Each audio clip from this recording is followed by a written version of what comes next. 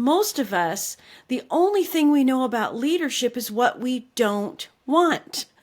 We don't have great examples of awesome leadership, of the kind of leadership that keeps us engaged, doing our best, fulfilling our full capacity and potential. I'm Elissa Shuck, ex-corporate hiring manager, middle manager turned leadership and career coach. It wasn't all that long ago that I experienced layoffs, narcissistic bosses, toxic work environments, and leadership challenges that had me wondering, why in the world did I ever get into management? But I've also had 12 career promotions. I co-founded a company. I've made multiple industry pivots and turned around poor performing teams. I've achieved everything I set out to do and imagined that I could do in my career. I created the Love Your Work Life podcast to give you simple, actionable, step-by-step strategies to help you do the same. If you're a high-achieving employee and leader, or you're one in the making who's looking to create a career instead of letting it happen on default, who wants a work life that feels happy and satisfying, you're in the right place, my friend. Let's get started.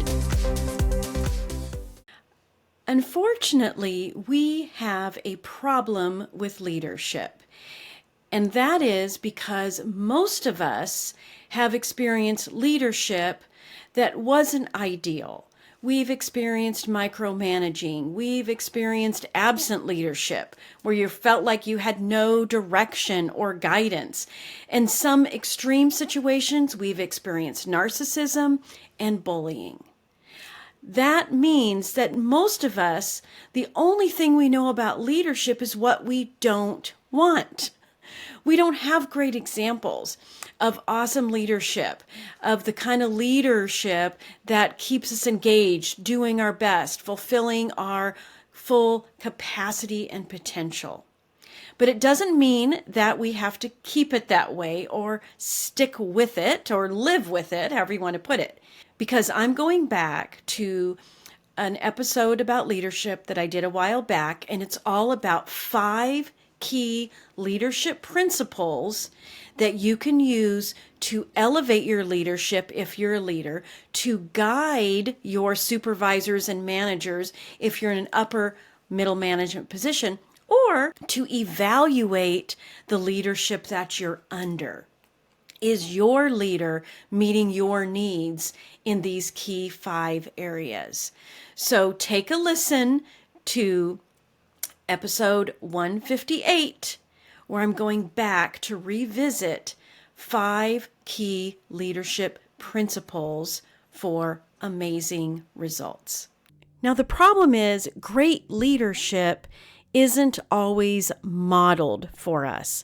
I think we can all think of times when we worked for a manager or a leader and we just didn't feel supported. We didn't feel like we were trusted. There are leaders who micromanage and create toxic work environments by showing favorites or even extreme things like bullying. So when your only experience of leadership is leadership that wasn't good, then sometimes it can be hard, especially earlier in your career, it can be hard to create great leadership traits within yourself or develop the leadership traits that you naturally have so that you can be employing those, applying those in your role and help your team become successful. So that's why I want to talk about these 5 leadership principles. These get to the heart of leadership so that you can focus on them, develop them, elevate in any area that you feel is lacking, and become the leader that you know you want to be. And I bet you that when you start focusing on strengthening your own leadership skills, you will also start to remember some of the quiet leaders in your life that made a big difference. And they don't even necessarily have to be managers. You may have worked alongside someone who just showed up as a leader, and you start to recall and remember them. Well, now you can make them one of your leader role models as you start to dive into these 5 principles and develop. The good news is that you have time to become a great leader. You don't have to become a great leader overnight. You can invest in yourself and you can tweak and fine tune all along the way and become better and better and better. Because here's also what I know is there are things that are going to happen day in and day out that will be challenges to your leadership. There are going to be projects and plans and strategies going on in your company that will challenge your leadership level today and create an opportunity for you to elevate. And when you go back to these 5 principles, you'll figure out, okay, this is the one that I need to develop. This is the one I need to spend some time on. So let's dive into those 5 principles. The core leadership principles that I want to talk to you about today are competence, communication, character, clarity, and care. Let's jump right into competence. Well, competence isn't just knowledge. You could have a lot of knowledge about what you do, about your department, but it doesn't mean that you have competence as a leader.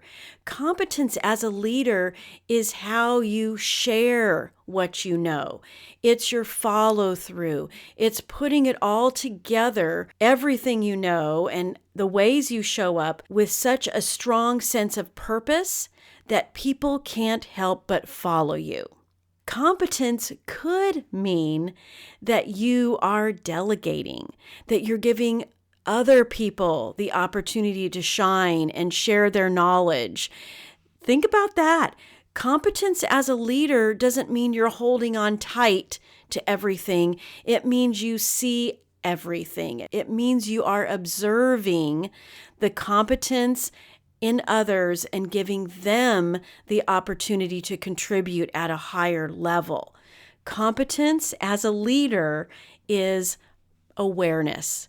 And it's awareness of the skills, abilities, and qualities that you bring to the table, but that everybody else around you brings to the table as well.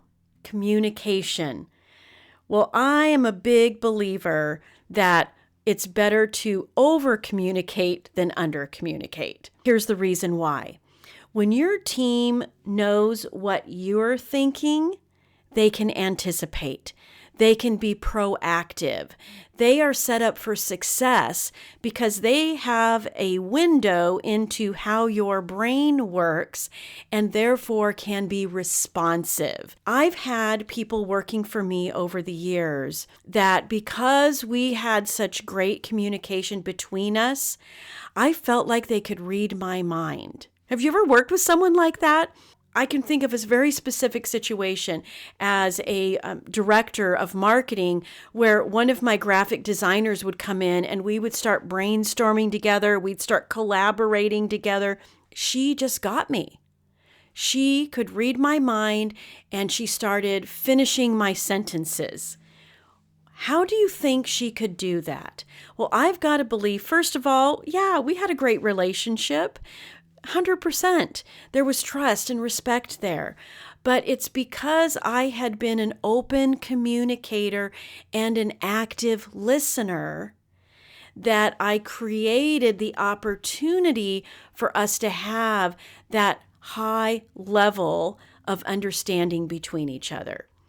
Active listening and just being a good listener in general is such a huge component of communication as a leader. It shows you understand. It shows you care. When you are repeating back to people, the things they say, the words they use, and you are reflecting their style in your approach, you are creating safety, my friend. And that's a big deal in workplaces today. That sense of psychological safety where people can feel like they can be themselves.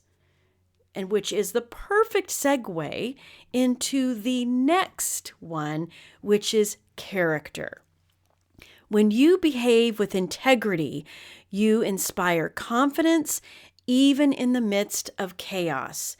And character is about you being authentic and about you giving the people around you permission to be authentic. This makes you someone your team can count on. And when your team can count on you, when they know they can be themselves and they know that they are in a safe place that values them for who they are, when that happens, they want to show up for you in the best possible ways. Do not underestimate the power, your authenticity and your character, and you sticking to your values and acting in a way that's in alignment with your values, your personal values. Do not underestimate the power that has. You are leading by example when you're being authentic, when you're being transparent, when you are sitting down with your team and sometimes sharing vulnerabilities and the frustrations you have with the way things are going, not in a judgy way, but in a way that shows, hey, we are in this together. Man, that is what character as a leader is all about. Next, it's clarity. And when I think about clarity, I always think of one of my favorite leadership authors, John C. Maxwell, and this quote: "A leader is one who knows the way, goes the way, and shows the way." When you're clear about your vision for your business, when you're clear about your vision for your team, when you're clear about your vision for yourself, lots of things fall into place. And this doesn't mean that you have all the answers. That's not what clarity is about. Clarity may mean that you know the way, go the way, and show the way in this moment. It means you're open to receiving information to help figure things out, to help clarify. Having clarity is also about owning it. This is such a powerful way to engage your team and be the kind of leader that people want to follow. Setting the vision out there, creating a mission, and creating a sense of purpose, creating a common purpose that everybody can rally around. That's what clarity does. And listen, when you have to change your mind about the vision or the purpose, that's okay too. Just go back to communication and share what's happening and share why things are changing. I think you can start to see now how all of these 5 principles are so interrelated and interdependent on each other. Each one sharpens another. And as you continue to develop these principles within yourself, then the other ones are going to grow too. It's so cool. That's why I love them so much. Now, the last one is care. And care is about leading with kindness. It's about servant leadership, or leading, as I think I heard one person put it, leading with empathy and elegance. What's awesome about elegance is it's simple, it's straightforward, it's elevated. This is a way that you can lead with care. It doesn't have to be complicated.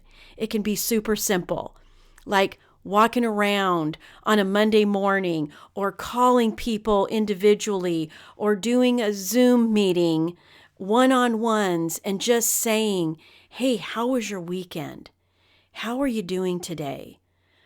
Anything keeping you up at night right now? Having true care and concern for the growth and well-being of your people and your teams leads to sustainable, duplicatable workplace success. Because one thing leads to another. You create traction, you create motivation. It all works, my friends. So in closing, and to kind of take this to another level, I want you to ask yourself 5 questions. How would you measure competence for yourself and for your team? What would you look for? When does communication matter most? Sometimes I think we as leaders want to communicate during hot topic kinds of items, but think about flipping the script a little bit on that. What's another time when communication could really matter? What's your definition of character? What does it look like for you to show up as someone with character, with authenticity? Why does clarity matter in the workplace? Can you think of a time when you lacked clarity and the result of that versus a time when things were perfectly crystal clear? What was the result of that crystal clear clarity? And then what words do you think describe care and why? Take it a step further. How could you elevate your care? Is that a handwritten thank you note?